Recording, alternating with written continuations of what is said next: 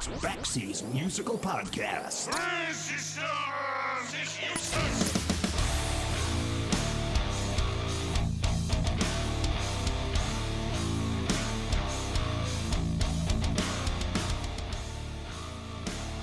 Did you ever catch wind of a concert that seems so implausibly perfect that the very idea that you might miss it is enough to make your head explode? A show where, under normal circumstances, you might be willing to chew through the crust of the earth just so that you can pay the exorbitant third-party service fee so that you could be there? Well, I certainly do, because somebody, and I don't know who, came up with the mind-blowing idea to have They Might Be Giants perform at the Hollywood Bowl in Los Angeles on July 15th with one of my all-time favorite bands, Sparks.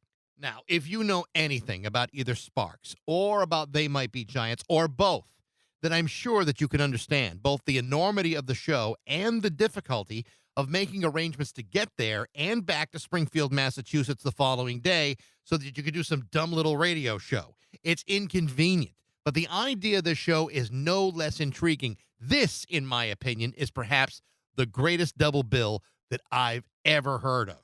I have been a fan of these guys for the last 37 years, ever since they released their debut album in 1986 when I was still in college. 23 studio albums later, I still love listening to their records. In my opinion, you cannot be in a shitty mood and listen to They Might Be Giants at the same time. It's simply not possible. From the very moment that I heard their first single, Don't Let's Start, in 1986, they have been a consistent breath of fresh air, especially amidst the dour and moody stuff that we were listening to at the time, like The Cure and The Smiths. Great stuff if you like being sullen and depressed. They Might Be Giants were aggressively succeeding in making you smile, even if it was against your will. And they did it by being masters of their craft and by not resorting to becoming an easily dismissed novelty act, which may be one of their biggest accomplishments. They Might Be Giants are some of the most quirky, creative, insightful, intelligent, hilarious, and phenomenal songwriters since, well, Sparks. That's why the idea of putting them together on the same stage is absolutely amazing. At the time of the interview that I did with John Flansburgh, They Might Be Giants had just released their latest album entitled Book, which, interestingly enough, was also being released with a companion coffee table book at the very same time. The problem with that album and with the book is that it was to be produced and released during the middle of a pandemic, and the tour that had been planned around that release was to include a full live performance of their entire 1990 classic album, Flood. But just like everybody else, COVID messed up those plans. Today, They Might Be Giants is back on the road playing Flood and a bunch of other stuff, touring the United States, including the show at the Hollywood Bowl with Sparks. Then they head to Australia and then back to Europe later in the year, with many of those shows already being sold out. So to get the chance to speak to John Linnell, the other 50% of They Might Be Giants, amidst everything that's gone on, is a pretty rare treat. And I couldn't be happier to be speaking with John Linnell from They Might Be Giants on Baxie's Musical Podcast.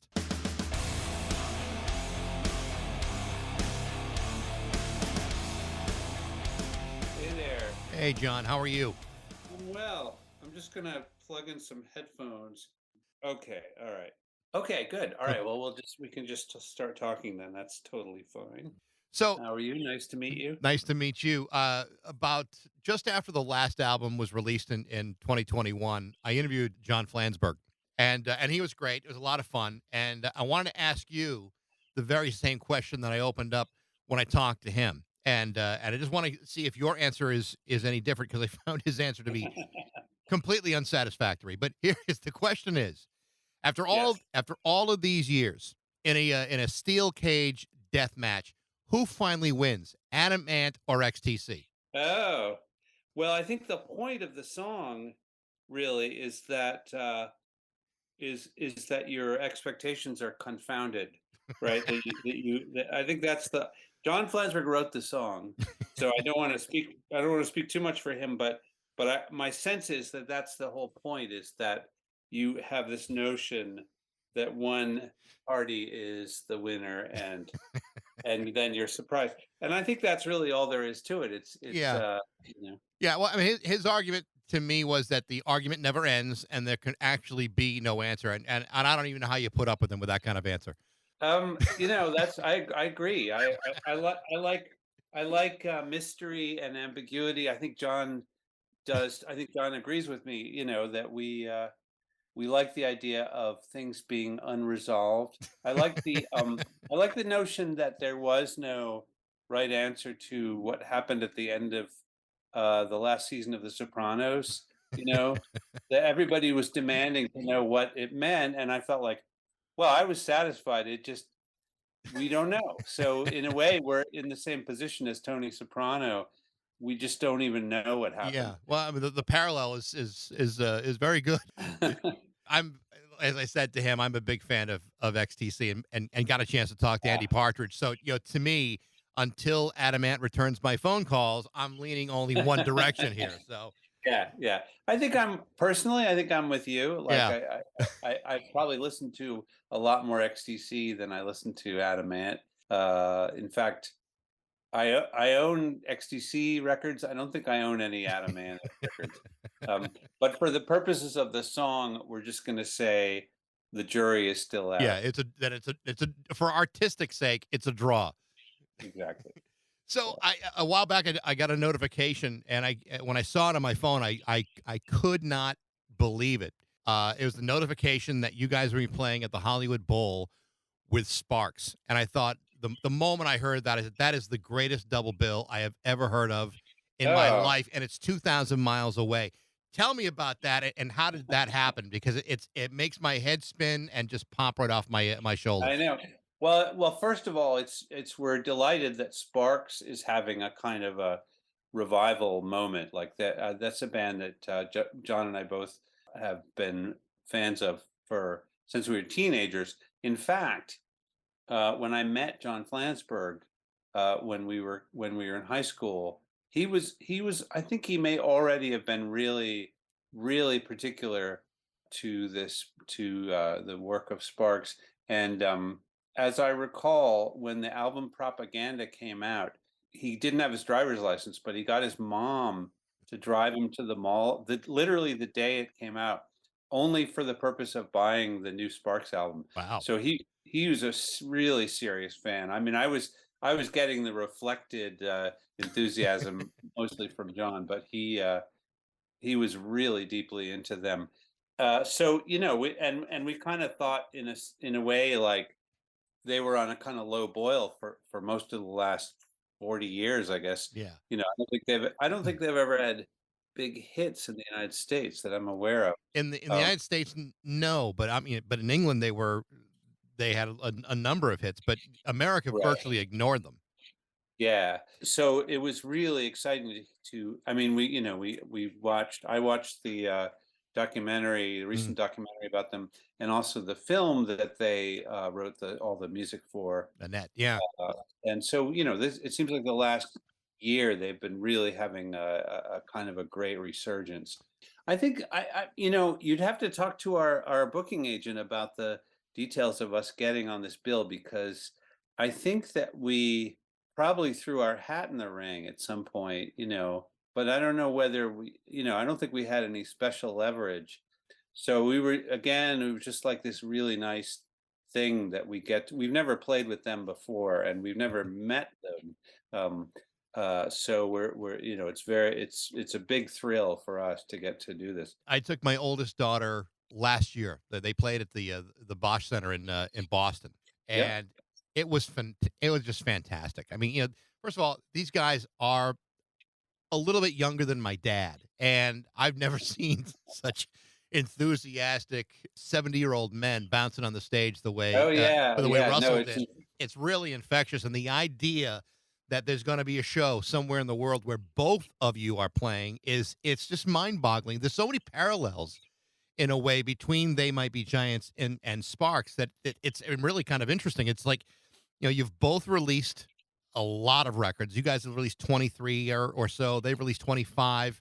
Lyrically, there's a lot of parallels between the way you guys write lyrics and the way Ron Mail writes lyrics. They're creative, they're genius, they're hilarious oftentimes, but always very, very clever. And I wish I was just a little bit closer to Hollywood to see that yeah, show. no. Well, thanks for saying that.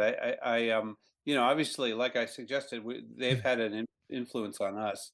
So I mean, yeah, I think we kind of felt like they were one of the important bands when we were starting out.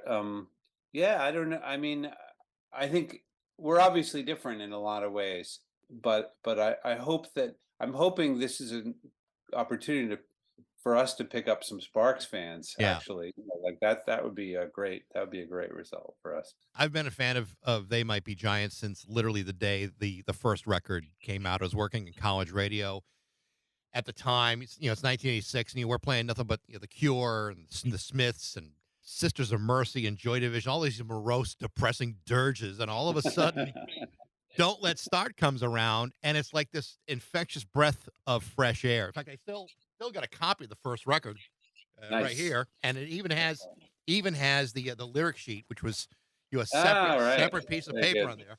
And I've kept it in pretty decent shape. But Well done. it's one of those things that at the time, if you put everything in context, it was so unique and different, but seemed kind of fully formed at the time. How did you guys get to the point where you say, okay, this is what the two of us are gonna be, and can we be truthful to it for forever? I mean, how did you get to that point? Well, we I would say we did not try and define what we were doing. Unlike other projects that we've done where there was kind of an idea, I was in a sort of new wave band before John and I started doing this, and he was in other projects, and I think that there was more of a definition of the band in those cases. And the thing with John and I was we didn't really want to decide what it was. We just wanted to do stuff we liked and kind of have it be as rangy and free as well, I suppose it's like whatever the overlap between what John and I are into is sort of what defines it, you know. And that was, and we didn't articulate what that was. We just decided this is we're just going to do stuff we like and see where it goes. But to use humor in songs at that point, it was kind of unusual and maybe even frowned upon. But when you guys did it, it wasn't. It never came off jokey or like a novelty act. You guys were never ever that. Did you guys, when you first started, like, playing in front of people, did you sense that it was that different, or were you just, it's just two guys having fun? I think there was a little bit of, I think I can't speak for John, but I think I was a little scared that people would think we were doing something that was not straight enough, not following, not meeting their expectations. And in particular, the first time we ever started touring, we started playing in places where we just get booked, and I think people that we had never heard of us were showing up because this was their regular place where they'd go see bands. So we'd be in like Norfolk, Virginia or someplace and not know a single person in the audience, which was brand new, weird experience for us because we were used to playing in New York to our friends.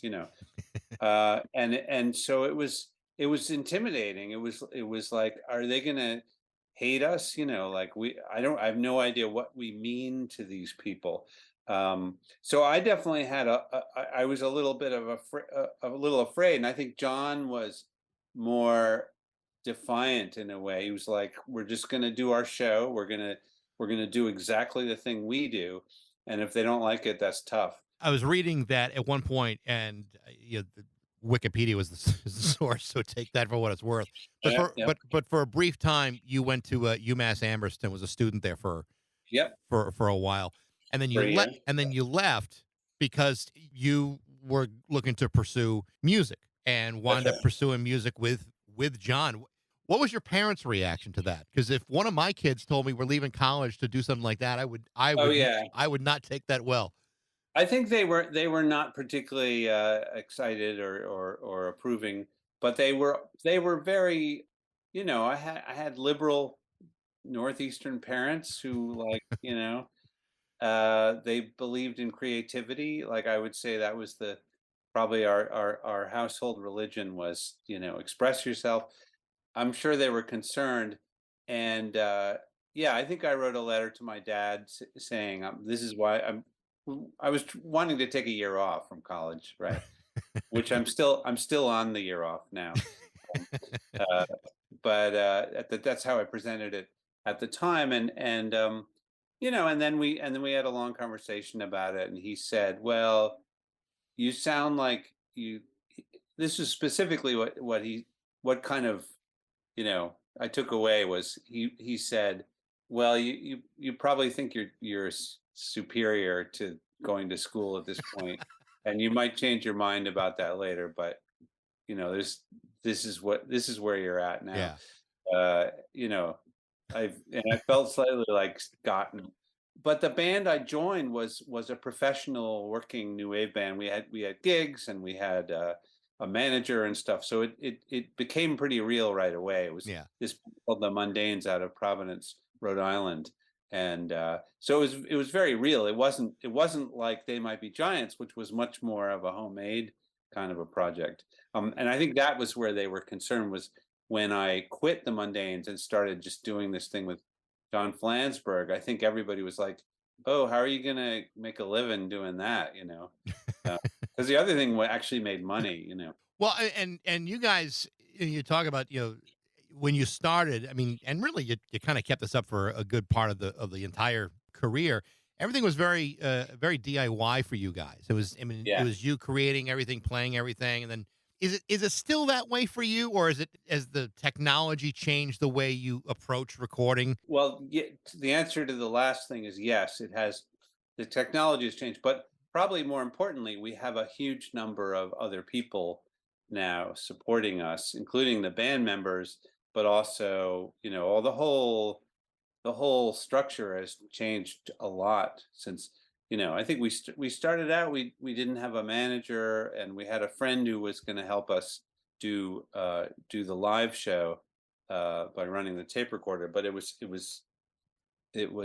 very low key and inexpensive. We toured in a van initially, so yeah, we have all these people now that are involved, and that's made a huge difference to the whole enterprise. I Yeah. mean, a lot of the kind of ordinary concerns, like the way that we sell merchandise and stuff, we've got plenty of other people who are doing the heavy lifting there. Yeah. Well, and So that's probably for the best. absolutely, Yeah. yeah. One of the things that you guys had done, which I thought was such a clever idea at the time, and in hindsight, it's actually very, very forward thinking. You talk about, merchandising yourself and promoting yourself and just the marketing of the band. The whole dial-a-song thing, I thought Yeah. was really very interesting. I mean, just for people who don't know, I don't know if it was every day or every couple of days, you would put another demo on a answering machine, and Yeah. people could call it 24 hours a day Yeah. and hear it. And this lasted for 85 to 2008, I think it was. And I remember calling it a lot Yeah. Okay. and not being able to get in and then being angry about it. But looking at it now, really what you guys had created, probably unknowingly, was the earliest form of social networking there was. I mean, how many people put their stuff on Bandcamp to be heard? You guys had a bunch of answering machines answering calls Yeah. 24 hours a day. Yeah. I mean, it's. I think I would say it's like not quite the same. It definitely wasn't as interactive, especially after the first year or so, as contemporary social media is. I mean, we did initially start out with this idea that we'd listen to incoming messages, but eventually it was too much. We couldn't actually get through all the messages. So we stopped there's a way you could set up the machine where it would just play the song and not record the incoming message. So we switched over to that, and I would say in some ways it's not really at all like contemporary music. Ways that contemporary musics are distributed and listened to, except in the one specific that people do use their phone to listen to music, and that was us. Yep. That's what we were doing. Yeah. So just in that one, I mean, I know it's like it's about as different as it could be, just with that one similarity. It wasn't the technology of the future at No, all. It, no, but it it was was the technology of the present. it's kind of like an analog rotary dial version of TikTok. I guess I hesitate to compare it at all to the present, but I think it was brilliant.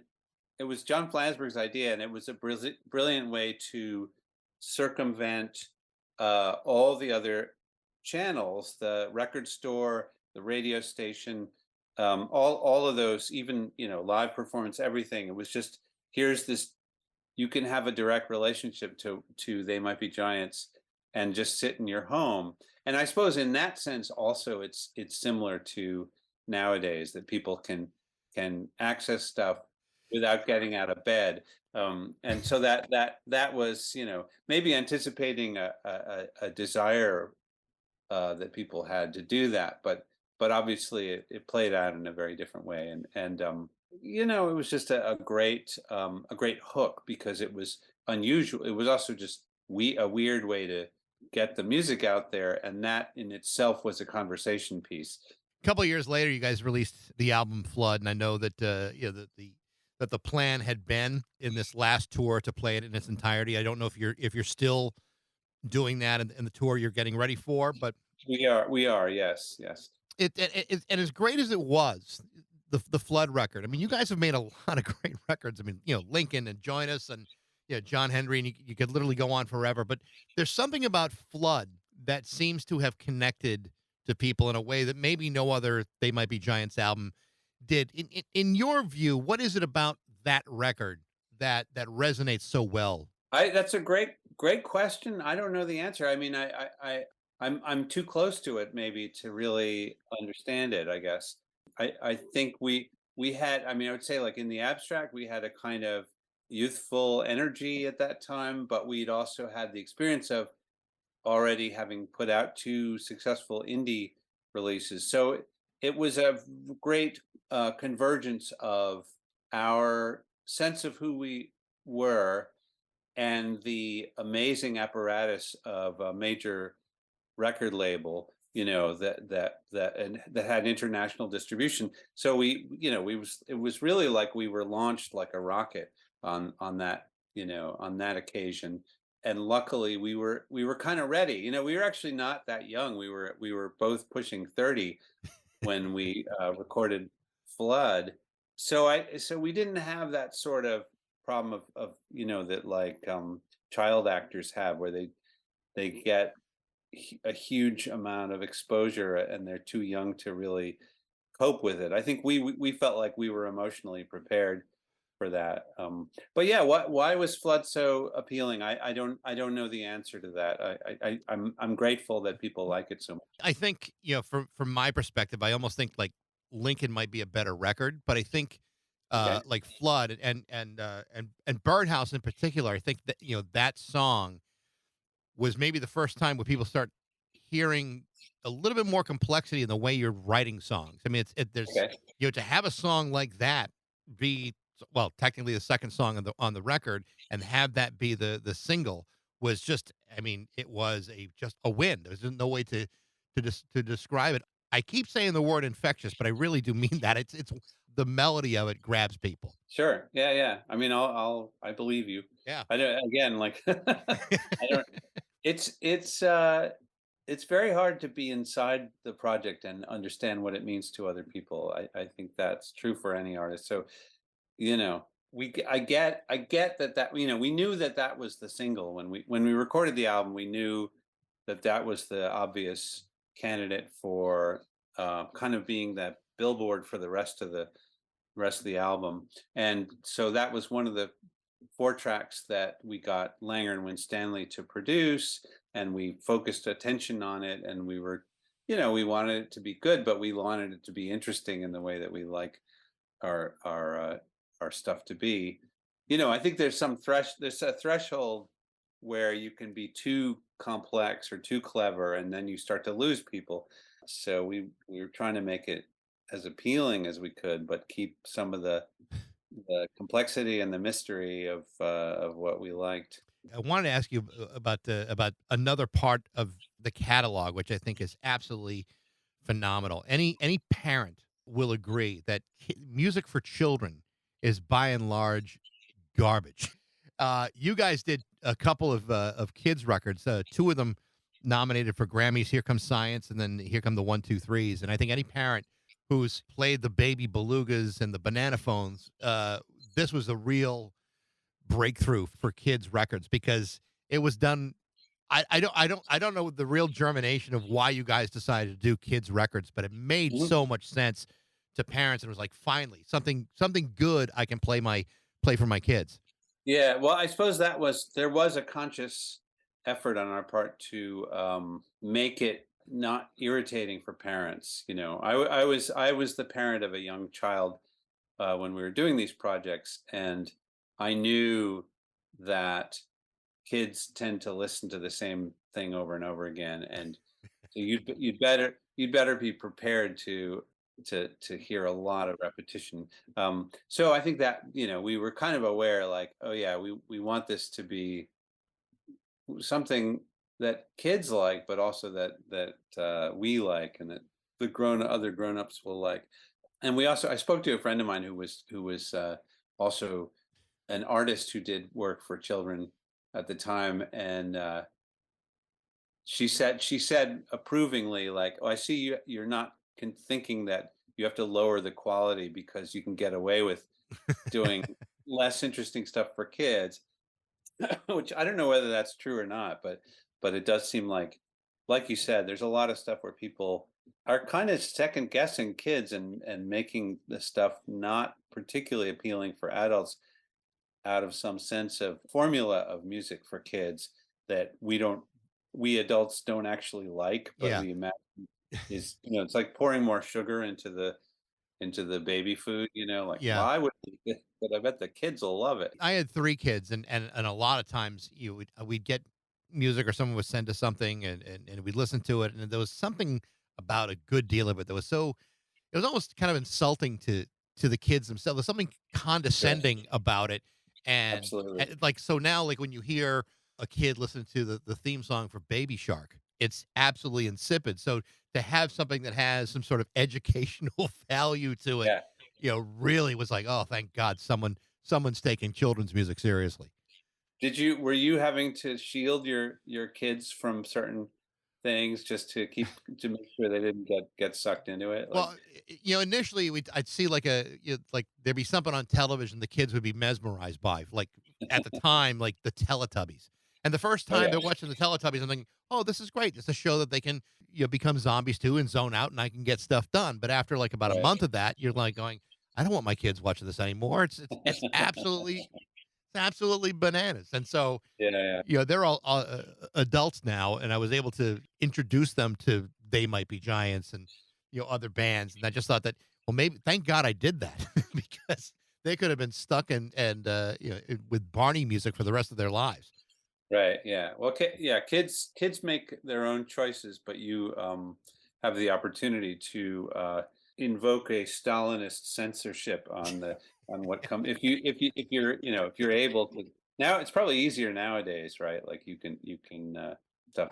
As I told you before, I had taken my oldest daughter to see Sparks, last year, so it's a big leap from Barney and the Teletubbies to Ron and Russell Mail, Mhm. and Sure, she had great appreciation for the show. So excellent. you talk about the Grammy nominations. Book was nominated for like a packaging Grammy, best box or limited edition packaging, only to lose to some Grateful Dead box of bootlegs. But tell me about the album because the art direction for both the album and the companion coffee table book were really really clever and really well done. Tell me about that project. Okay. We this was I have to say, Flansburgh was steering the ship on the packaging, and that's kind of his specific area of interest. Is he's always been interested in the design and packaging, and packaging in the sense of in the sort of general sense of how do you present what you're doing, you know.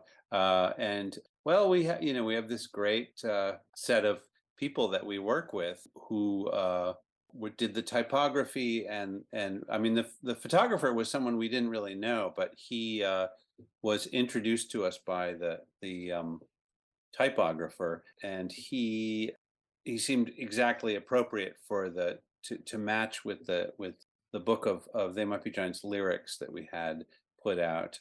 So we're just thinking, and John specifically was thinking in terms of a kind of a coffee table book, and then we thought, well, so the idea is it'll be the same size, the same dimensions as an LP. In other words, like 12 by 12 inches, and so we could package it with a vinyl LP. I don't think we've done that yet, but that's I suppose that's still a possibility that it could be.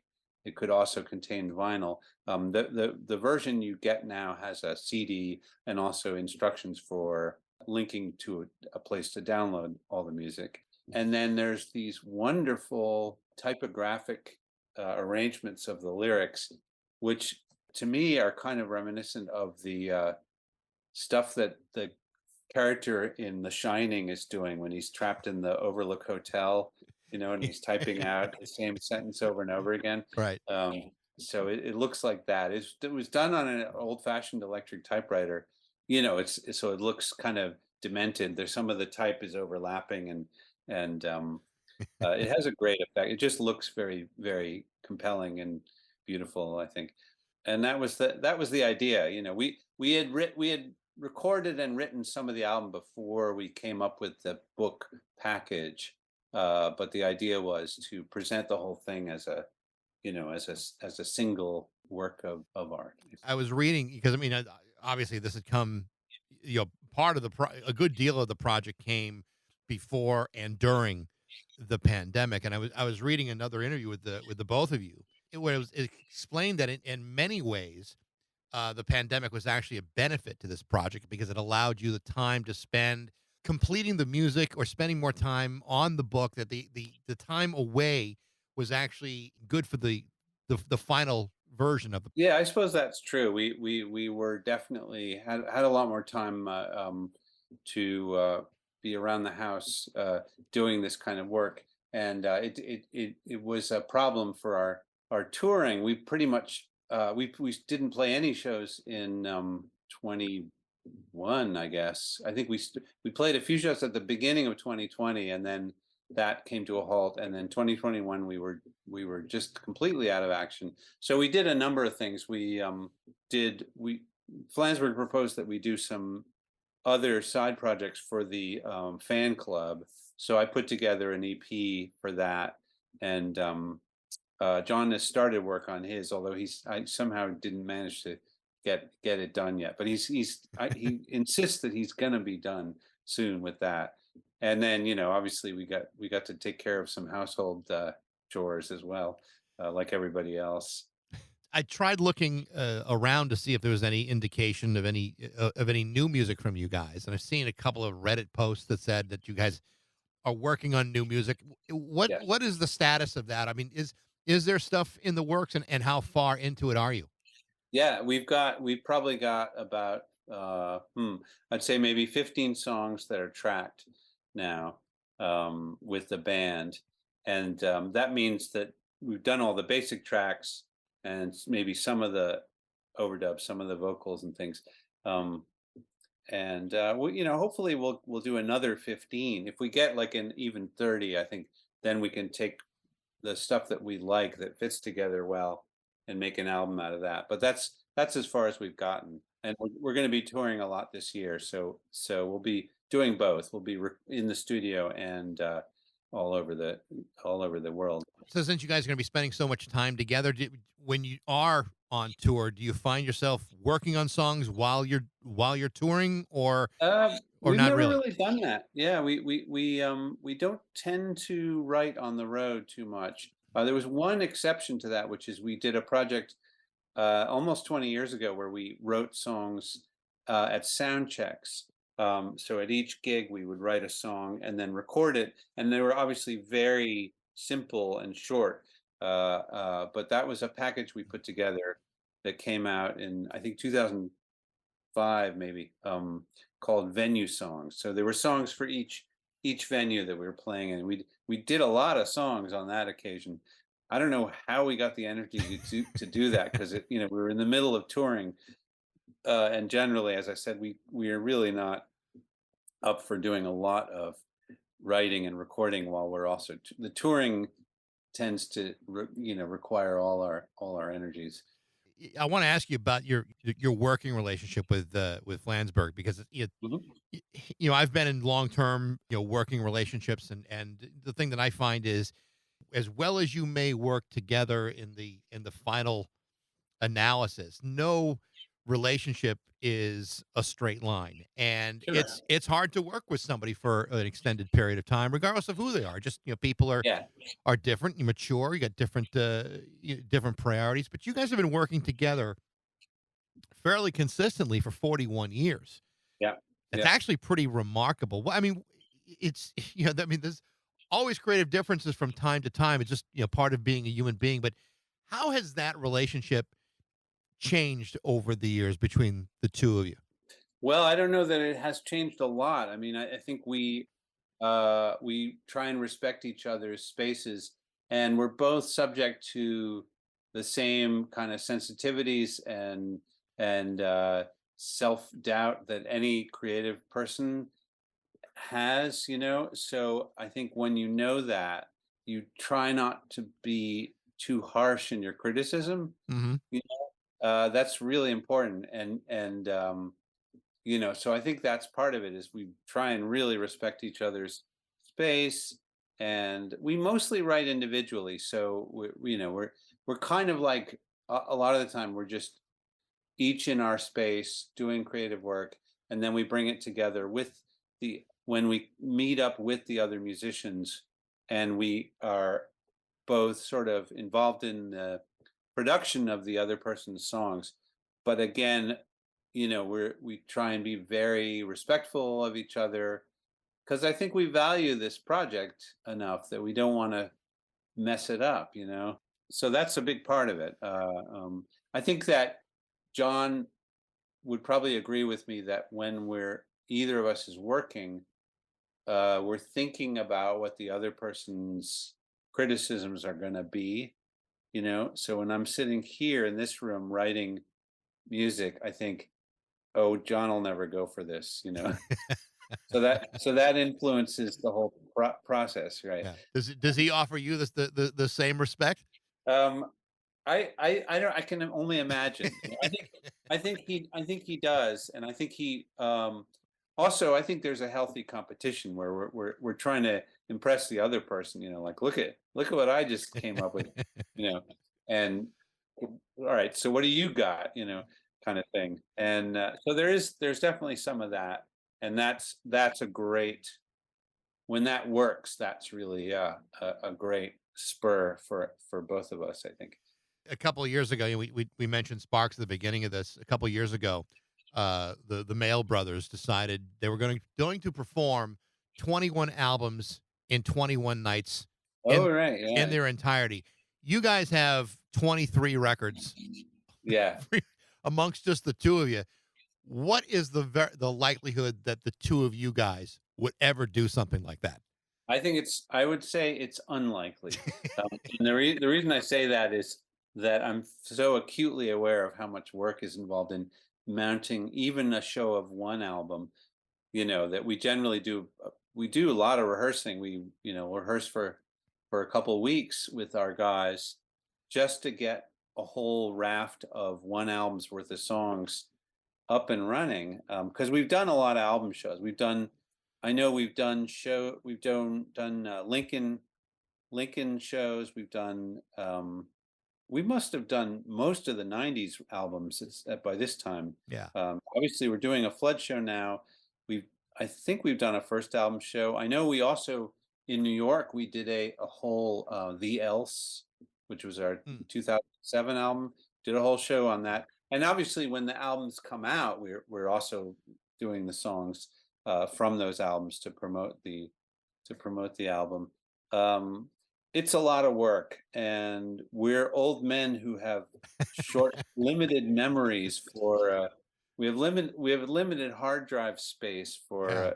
whole whole repertoire. Well, Um, I think Ron and Russell would both agree that while it was kind of cool to say we did it, they would never ever do it again. and I right. and I can No, totally yeah, understand yeah, why. Totally yep. understand why. I get that. So Yeah. this tour that's about to start, some West Coast states, some in the Midwest, like Texas and Oklahoma, but then you guys head to Australia, and then a bunch of UK shows that are already sold out Yeah, towards the end yeah. of the year. That's Really exciting. that's really really cool. I mean, I know you've toured other areas of the world before, but to have a tour where you're going to a packed house, I mean that's and this far in advance. I mean, I think that's got to be pretty exciting for you guys. It's great. It's really good. Not I wasn't expecting this at this point, but it seems like we've had a real surge in interest post COVID, and I'm not sure what the reason is, but we're playing bigger rooms than we used to now. So something has changed a little bit that we're now drawing bigger crowds than we did a couple of years ago, and that's great. I mean, that's that's not what you expect at this point. No, it's not what you expect when you're playing to 10 people in a little coffee house in in New York somewhere, and then all of a sudden you're filling the Hollywood Bowl and a few other places. It's amazing. Well, John, I've been a big fan for a long time. It's a real pleasure to talk to you. I wish you luck on the tour, and I hope a new album comes out. I don't know, within the year or so. I'm sure there's no timeline at it yet, but I'm looking forward to it. Yeah, no, it'll happen. It's definitely in the works now. I'm sorry you can't come to LA and come see us there, but Well, hopefully it'll all go well. Oh, we're gonna do some TV. We're doing, I guess, Jimmy Kimmel when we're out there as well. oh, good. That'll be in the next few weeks, actually. So we're going to the California in about a week. So yeah, lots and lots of touring coming. Well, John, thank you for spending some time today. It's great to see you, and best of luck. Thank you. Nice speaking with you. All right. Absolutely. Thank you, John. Yeah. Appreciate it. Okay. So there you go, John Linnell from They Might Be Giants. Thanks for listening. I hope you enjoyed it. If you did, feel free to like it, share it, subscribe to it, tell all your friends about it. You can reach me at bax@rock102.com. I'd love to know what you think. And thanks again for listening to Baxie's Musical Podcast.